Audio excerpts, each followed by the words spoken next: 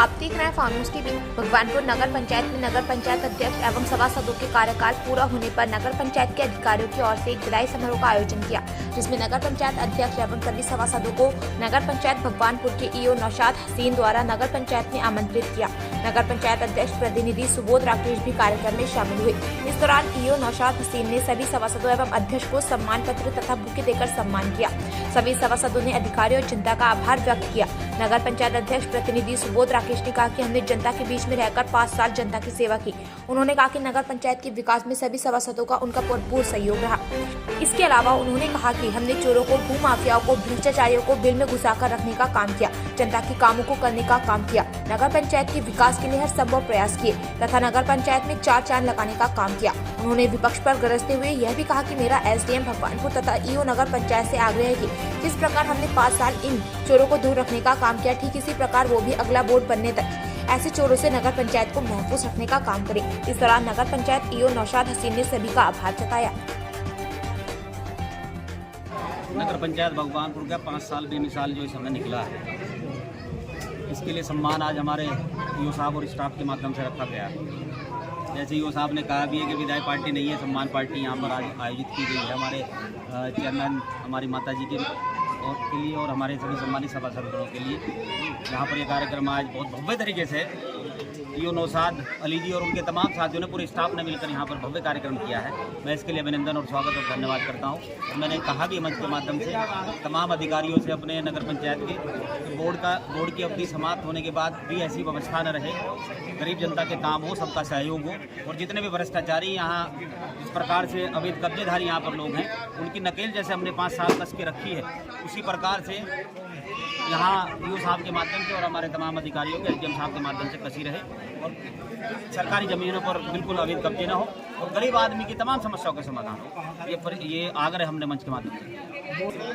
अब जैसे सूचना आ रही है, उत्तराखंड सरकार का जो सूचना है कि चुनाव ये सब पीछे टाल दिए गए हैं।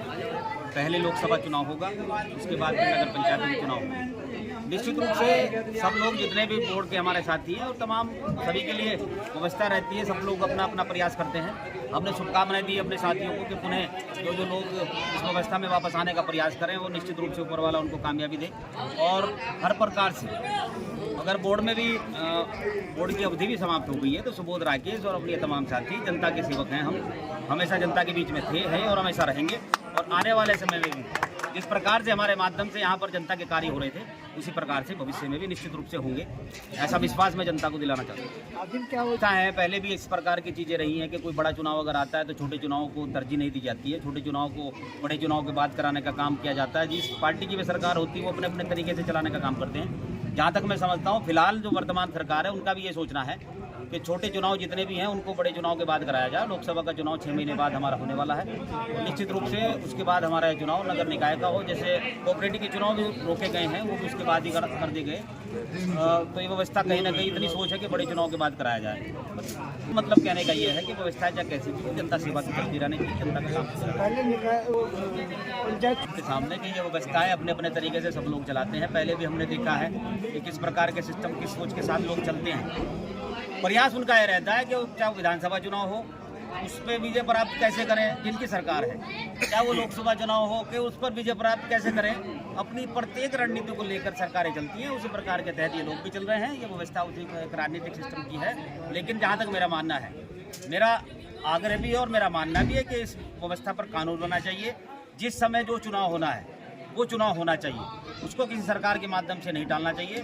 सरकार की व्यवस्था सरकार अपने तरीके से देखे, लेकिन अगर चुनाव निकाय चुनाव का समय आ गया है तो उसका चुनाव अपने समय पर हो। अगर कोऑपरेटिव का चुनाव आ गया वो अपने समय पर हो, अगर पंचायतों के चुनाव आए तो अपने समय पर हो।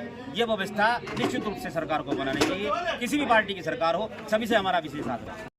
आज नगर पंचायत में कार्यक्रम ये था कि बोर्ड के 5 साल पूरे हो गए थे और ये इनका विदाई समारोह 1 तारीख को होना था, लेकिन 1 तारीख को मेरे घर में एक ट्रेजेडी हो गई थी, इस वजह से वो प्रोग्राम कैंसिल हो गया था। तो आज हमने इनको बुला के इनका विदाई समारोह किया है। तो यहाँ पे 1 साल हो गया है। सभासदों का स्वभाव बहुत अच्छा था, चेयरमैन साहब के प्रतिनिधि का स्वभाव सबका अच्छा था, स्टाफ का सब बहुत अच्छा था।